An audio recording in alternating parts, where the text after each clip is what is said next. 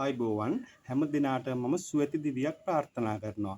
මම අද අලුත් වීඩියෝ එකක් අරන් එනවා.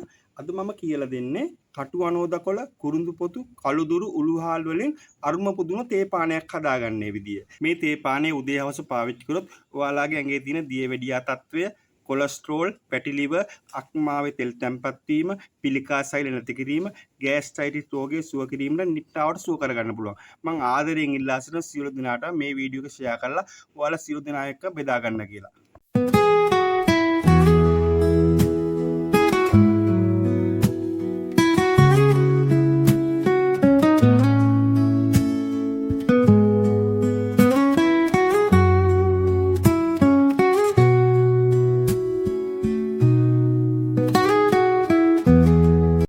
මෙතන තියෙනවා කුරුඳු පොතු ග්‍රෑම් 50ක්.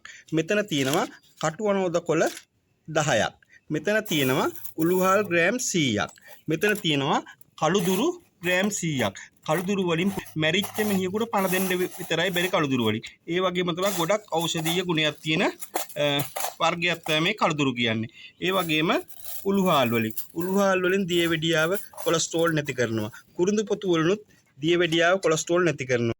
අනෝදකොළ වලිනුත් පුළුවන් ඒ දේ කරන්නම.